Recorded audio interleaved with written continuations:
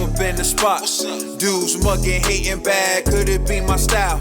Or just my pretty boy swag? Can tell by my gear, I do nothing but pop tags. You need a receipt, cause your girl just got back. The next topic we're going to discuss on Boxing Bros is Malik Scott. So Malik Scott took over duties as head trainer. We saw Wilder have 2 fights under the tutelage of Mark Brillin and JD's, although whatever. And so the question we're asking is rate Deontay Wilder under Malik Scott, and we're asking you to rate Malik Scott's coaching. I'm turning it over to the poet, and y'all didn't know it, but I knew that my man TBE had bars. So TBE, how do you rate Malik Scott's coaching? I came into this giving Malik Scott a 0 for coaching, but after last night's fight, I gave him a 1 for performance, a 2 for a 4 for the knockdowns, and a 1 for the rounds they made it through. So I gave Malik Scott a 5 out of 10 for his performance last night as a coach, because he was right there and he kept trying to get into Wilder's psyche to Wait, can you go back to the rating? You gave him a 5 out of 10? 5 out of 10. It was gonna be a 0. I was coming to fight giving Malik Malik can't do this. And Wilder performed in the first round. Wilder performed better than I thought he would. He came in showing some boxing skills. Then what was it? It was the knockdowns. Then it was Wilder made it to the 11th round. So I was like, Malik showed that he was right there. He was in there with Wilder. He was right there. It was that change that brought Wilder to that point. So I give him a 5 out of 10. If Wilder performs better against other heavyweights in this division, which I hope he does, but I don't know if he will. But that's the future. That's beyond this fight. That's where I give him a 5. It's like you did what you had to do, and Wilder did what he had to do. Wilder gets a 10 out of 10 for this fight. For Malik, but Malik gets a 5 out of 10 because what Malik taught Wilder showed in the first round, but what Wilder brought out was was from Wilder. It was like Malik was just trying to you're still in this fight. You're still in this fight. It was just more of a positive reinforcement type of thing. So that's my rating I give for Malik Scott. And shout out to them boys, because they came out last night. Now I'm proud of them. I'm not gonna lie, If you Malik, if you still doing OnlyFans, I'll subscribe. Pause. What? What? What?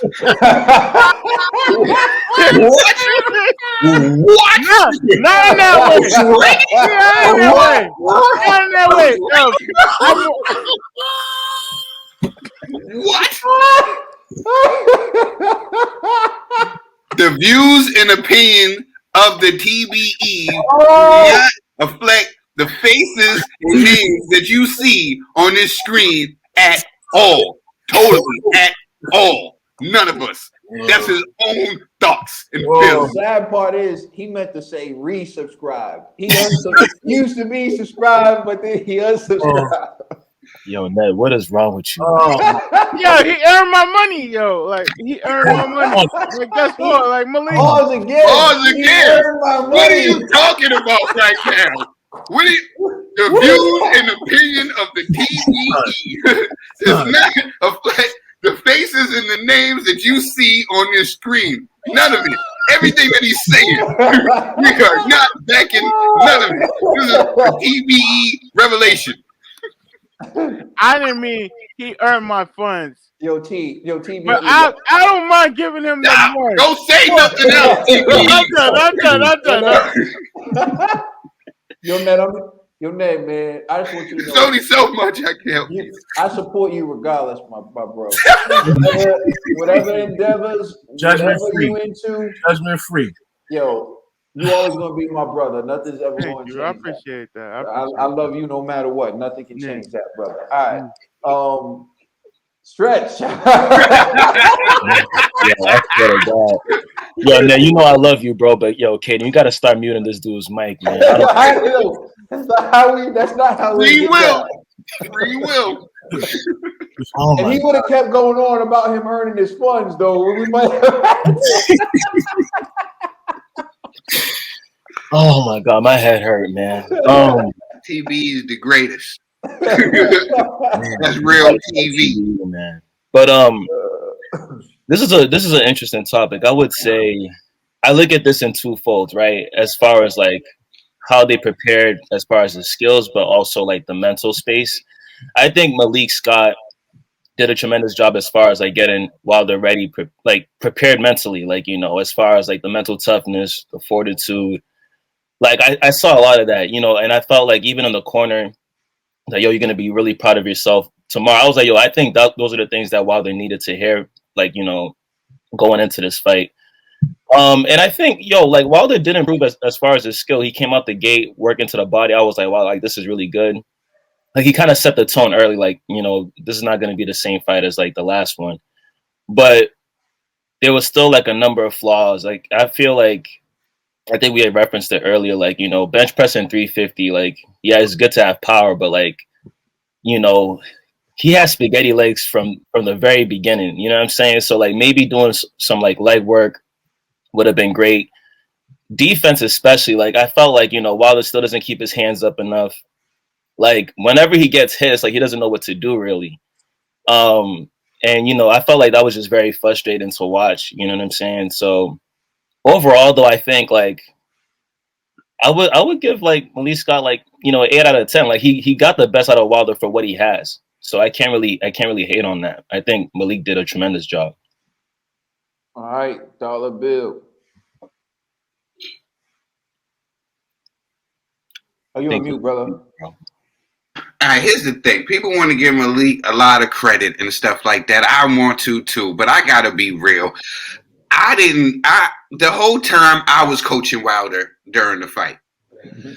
Malik Scott was doing a great job being a cheerleader and being motivator. You know what I'm saying? And I think he did great at that. I don't wanna take anything away from Malik because I think he did great at that, motivating Wilder. As far as coaching goes, he wasn't telling him the things that I wanted him to tell him. But I thought he was great as far as moral support and motivating him and cheerleading him. I thought that was awesome. But as far as coaching him and telling him what he needed to do to win the fight, I think he lacked at that. So I'm gonna say it's 50-50, maybe 60, you know, about like I don't know, man, like 60%, I don't know. But this is his first time out there. He's so used to being a cheerleader. What was that chair he had for him, bro? He loves her. He's young, he's black. He's rich. And that's what I seen in the corner. And that's I seen a lot of that in the corner. That's the cheer. G love that cheer. You know what I'm saying? But shout out to Malik though. You know what I'm saying? For your first time out there, man.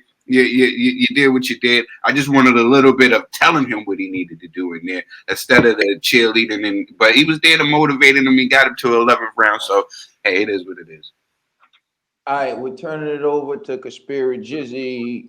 All right, man. Listen, I agree with the other fellas. Motivation wise, you can get that brother a 10. Right? He got Wilder to face his demons from the second fight. He came in there not phased, so clearly he has some type of psychological, like motivational influence on Wilder. But when it came to execution, it was just poor around the board. Like I have to be honest. Like for one, and Caden said this, you know, I hate when this dude is right or even close to being right. I really do, especially when it comes to Wilder or AJ, because of the feud that we done had for years.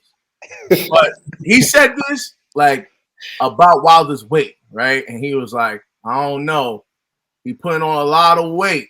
And I'm like, bruh, you know me, I'll be talking crazy. So I'm like, he on the snack, he Gucci, you know what I'm saying? Like, that's good for him.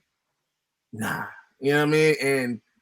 And I understood why they made that decision, because they're going up against a guy that's like 40 pounds heavier. But again, I have to resort back to what he said. And I'm like, what trainer allowed you to do this? I know they got a strength and conditioning coach, but the head coach, Malik Scott, should have intervened. Why is he only doing bench pressing? He should be getting his legs up for a fight against Tyson Fury. Wilder, like round one, I was like, okay, my man's going to the body. He's setting up things. He's pushing forward. He's not fighting off the back foot in the first round. So I'm like, all right, yo, this might be a new and improved Wilder. And I was gonna give Malik Scott all the credit in the world. Then what happened? Wilder started fighting off the back foot for no reason. This is the beginning round, so it's like you had success moving forward. You're not having success on the back foot, but Malik Scott's not talking to him about it. That was kind of strange. Then Wilder, even when Wilder was fatigued, when Wilder threw like the 1-2, he was actually landing the 1-2, but he should have followed up with a left hook because Fury even was like, when he blocked, Fury was open a couple of times to receive a left hook. Never once did Malik Scott mention that to Wilder. Malik Scott's in the corner talking about, yo, go hard, dig deep. You're going to love yourself after, blah, blah, blah. All that sounds cute, man.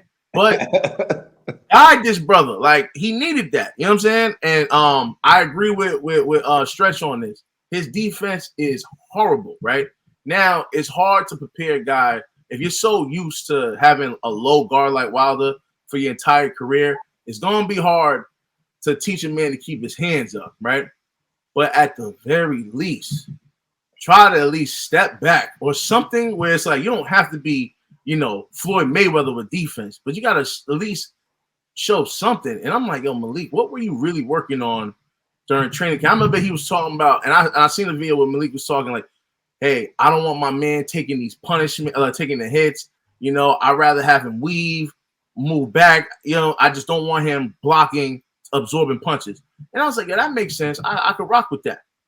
But in the fight, all I see is this dude absorbing punches. And I'm like, yo, what? Like, and again, every time they go back to the corner with Malik Scott, all you hear him is doing motivational speeches with Wilder. And I'm just like, yo, man, this is crazy.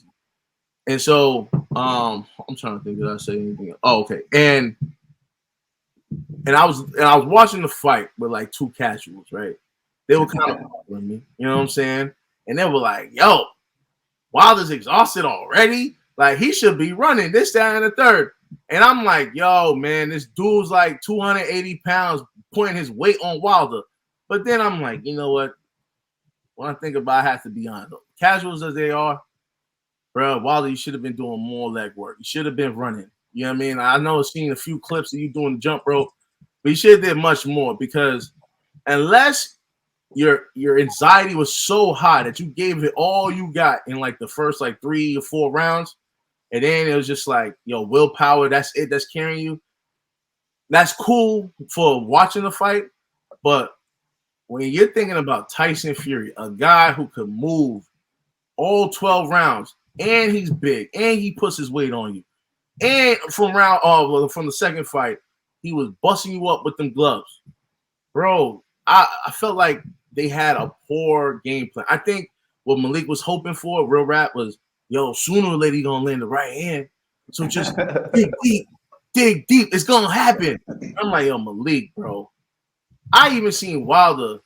Yo, he threw some type of hook. Like, he was, like, moving backwards, and then he just flopped it out. And I'm like, bruh, this is bad. You know what I'm saying? But, again, willpower, great.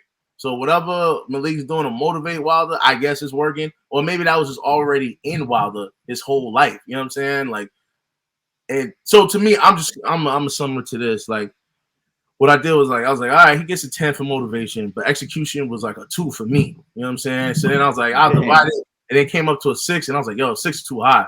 So I got to deduct more points. So I said, I give Malik Scott a 4 out of 10. You went lower than TBE, man. Yo, I just have to be real. Like, because, yo, and another thing about coaching is that you need to make adjustments within the fight. Every round is a unique round. You learn from the round and go, oh, wait, you know what? Yo, Fury is doing this. You need to counter with this. You need to do that. You need to set up this. You need to do this. It's just, yeah, just keep going. You could do this. Just keep going. I believe in you. You know, you're going to be proud of yourself. I'm like, bro, I don't need that right now. What I need is a game plan. And that was the difference. I think real trainers could do both. Malik did motivate him. That's cute. But the execution was poor. Oh, maybe. Hold on. Oh, okay. Go ahead. Yeah, get in there. I don't like interrupting at all, but I forgot to mention, like, I didn't see any head movement from Wilder at all either. Oh yeah, that was another thing. Yeah, facts. Yeah, you got the floor, bro. Oh. I'm gonna be honest with y'all. I'd give Malik Scott about an 8 out of 10. And the reason being is because I truly believe without Malik Scott, Deontay Wilder's finished a lot earlier in that fight. Deontay Wilder was never really great tactically, and he was difficult for Mark Brillin to train, and he didn't listen to Brillin. And being realistic, there was only so much Malik Scott could teach him with the time that he was given. But Malik Scott did teach him some things because he changed levels. He varied his attack. Now it happened early, but you have to understand when you get a new fighter with a new trainer, typically what they worked on will show early because it's fresh in the fighter's mind. But as the fight progresses and things start to heat up, that's when the fighter reverts back to their old self. And I think early on, Wilder showed you what Malik was working on him with in the training camp. But what happened was Fury started to throw back. Because you see, when Fury wasn't throwing back, Fury was watching him. And see, this is the other thing where experience comes in. Wilder stuck to his game plan too long to the point where Fury was able to pick it up after one round. And this is where boxing IQ comes in. Because the body was open, he was pushing Fury back. He threw some straight rights to the body that I thought were like, man, those were nice. You keep that up over time, it's going to build up. But see, he didn't have the boxing IQ to say, I banged him like 3 times to the body, feint to the body when he overreacts, throw one up top. He didn't have that boxing IQ, right? Where it was like, okay, now he's starting to overreact to my jabs to the body, so feint one and then bang him with the right hand. See, that's where things start to get advanced. Or even throw one to the body, then come up. He never doubled it really either. And that's the other thing. Like, so many things you can do with a jab, and I'll compare it to Edgar Berlanga, who basically was real basic with his jab and his fight. That's like prospect level, but that's what you're dealing with. Wilder's like at prospect level boxing because he never took boxing seriously. So I can't fault Malik Scott for the fact that Wilder couldn't execute the game plan, but the game plan was working early. But Wilder just didn't have the IQ to vary the attack, to stick with it. Because someone asked me, what's the hardest part about being a boxer? And I'm sure, Stretch, you can relate to this. I said, staying composed under fire. Hold on, time out. Yo, Nell, why you laughing, son? You should watch your mouth. I was laughing at the fight last night. Oh, right. What I said was staying composed under fire and still keeping your technique and staying true to what you learn. And that's important because it's going to seem dangerous. You're not going to feel comfortable, but you need to keep technique. You need to keep composure. You need to stay with what you learn. You can't just shell up. And everyone can't do that. It takes experience. It takes years of being comfortable. When you see Fury in there weaving, moving out of the way, that's a level of comfort. Against a puncher like Deontay Wilder doing that, that's a level of comfort that comes with years of doing it. And see, Wilder just started doing it recently. So when it wasn't working, he abandoned it. And that's typically what people do. That's why I said if he could have had more fights in between where he did it and it felt comfortable and he started to trust it, then maybe he would have had a better chance. But I can't blame Malik for that. So for me, Malik did what he could do. Yeah, it was more motivational, but I think that's because he realized he was looking at an exhausted Deontay Wilder. He realized that, like, I just need to keep this guy motivated to throw punches. We saw in the fight before that a guy with power who wasn't motivated to throw punches because he didn't believe. So all Malik kept trying to do was give him the belief in himself, reminding him of who he is, reminding him of what he's done so that he will at least keep throwing. I hear you on him coming in too big. I told you it was too big. Now, some people were gassed up and aroused by the fact that Wilder came in so big, but I knew that was going to hurt him.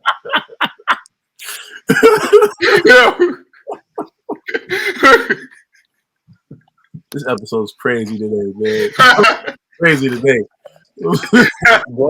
but I knew that was going to hurt him because muscles require more oxygen.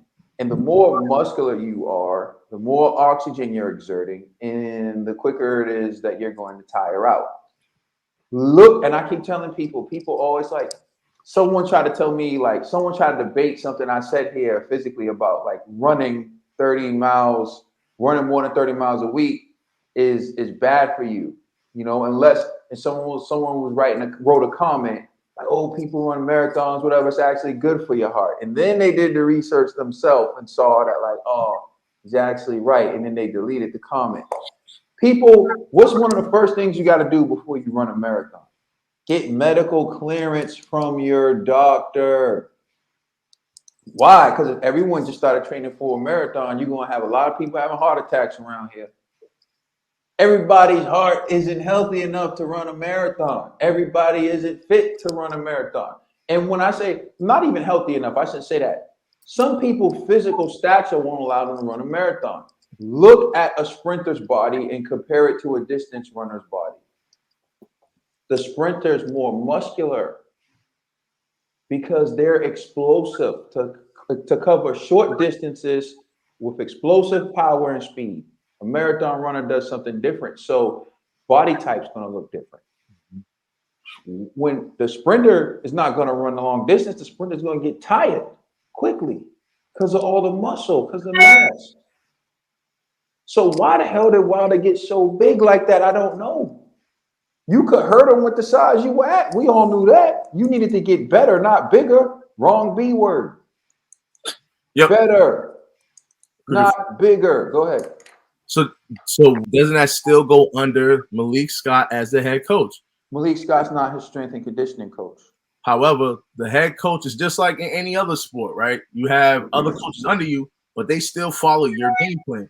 So Malik was the one who said, yo, you got to get bigger, right? Like, so it falls under Malik nonetheless. I don't think Malik said he got to get bigger. Go ahead. What if Malik said you got to get stronger, not bigger, just stronger? And that's why Wilder was lifting all those heavy weights. All right, here's what I would say. Malik's not his strength and conditioning coach. Fighters usually separate the two. You usually have like a nutritionist, a strength and conditioning coach, and you have a trainer. So you look at Manny Pacquiao, for example.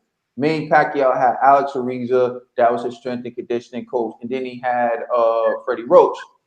Tactics, what you do in the ring, all that stuff, that's conditioning, that a lot of that falls on your trainer. But strength and conditioning, that falls on your strength and conditioning coach too. Strength and conditioning coach is supposed to get you stronger and supposed to improve your condition to go 12 rounds. While the strength and conditioning coach is his boy. That's my point. He grew up with. Yes. I blame him, if anything. At least Malik has been in the ring. At least Malik knows what it's like to be in the camp. At least Malik knows what it's like to fight. Even if you fought competitively at an amateur level, you still get some idea of what it's like to compete. Even if you've been so in the gym. Yo, I don't understand how you can train a professional athlete to compete and have the stamina necessary if you don't know something. Like, I don't know if his boy went to school for this. I don't know if his boy is even licensed for this. You understand?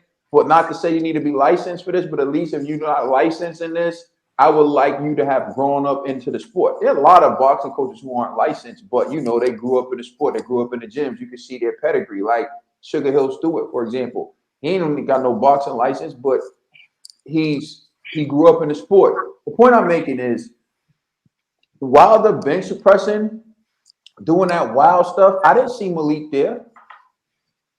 I saw Wilder there. And you're right, Malik should have probably been like, yo, you're getting too big, bro. Like, it's a problem. Right? A wide receiver can only get so big until you got to make them a tight end. Exactly. are all linemen, right? Hell, you keep getting big. Wilder sometimes just look too big for his own good in that ring, at least his upper half. And so I just knew that was going to work against him because this is not what he's accustomed to doing. Fury can be big. He's been big his whole life. Mm-hmm. That's like me deciding right now I'm gonna put on 20 more pounds to do something. I'm not gonna have the same stamina. I'm not gonna. I remember. I'm gonna share this story. I remember when I had like a whole week of dieting. Like I ate like Toll House cookies the whole week, like the ones that you bake yourself, everything. And like, prior to that, like I was playing basketball heavy. Like, you just jump, throw one down, everything, right? And like for that week, it probably was more like 2 weeks, right? So I'm playing basketball. I get a fast break. Everyone's watching. My boys who are in the gym, they stand up. Everyone's looking. I take off. I'm looking mean. I jump. I bring it back here. I look. I realize I'm under the rim. So I turn it over like this. So I turn it over like this and roll it, right? Everybody was like, "Oh, what the hell was that?" I'm like, 2 points. It's 2 points. Nah, but the point I'm making was I didn't realize that I couldn't jump as high until the moment came. Like it wasn't so noticeable, but like my diet and the extra weight, all that had taken its toll on me. I couldn't take off. Go ahead. So then now bringing it back to Malik Scott, who's observing his trainer, his fighter in training camp. You're looking at this dude getting more bulkier and bulkier and bulkier, right? And the goal is to prepare the man for a 12-round fight. And if it's with Tyson Fury, it should have been preparation for a 12-round gruesome fight.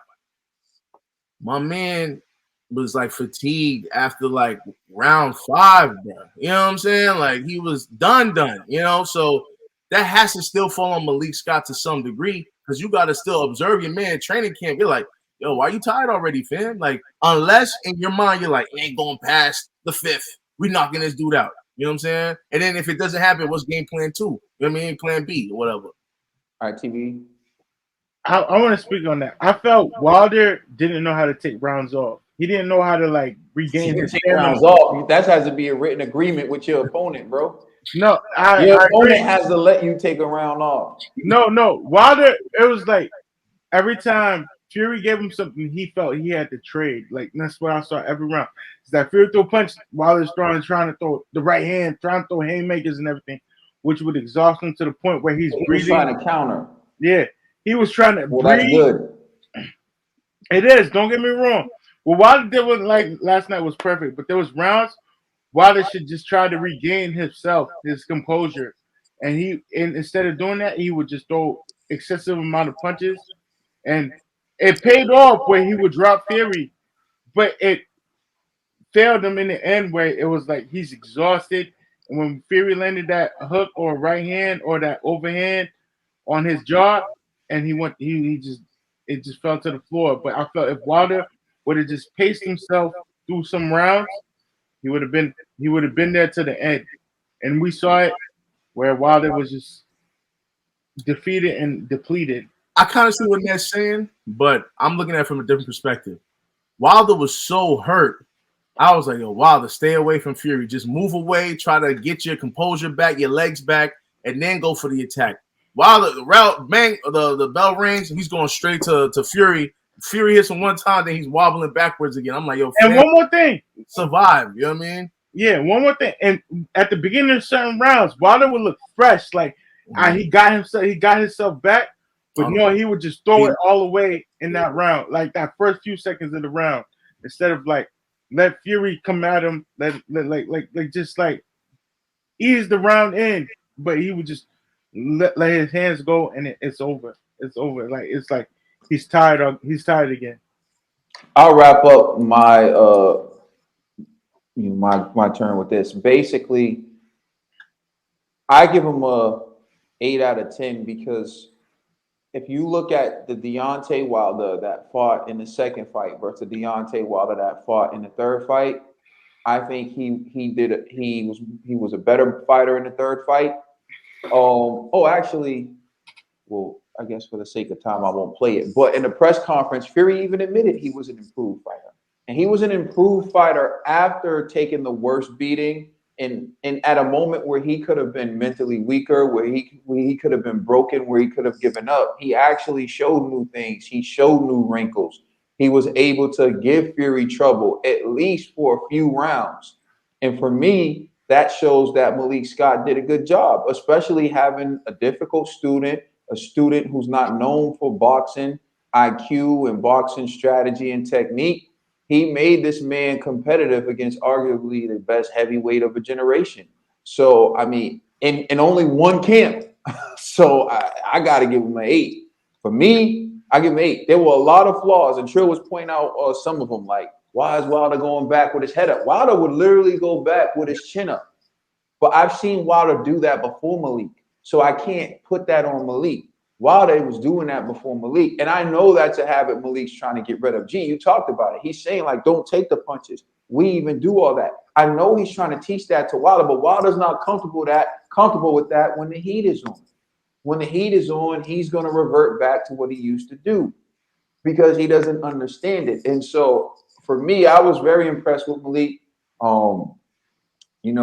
Malik and Wilder, they both earned my respect last night. So kudos to them. I give them an 8. Let us know how you feel in the comment section. Please like and subscribe and check us out on Instagram and Twitter. And please check out our podcast on all major streaming services. This is good discussions. This is the Boxing Bros. When things seem bleak, walk with me. To navigate these streets, walk with me.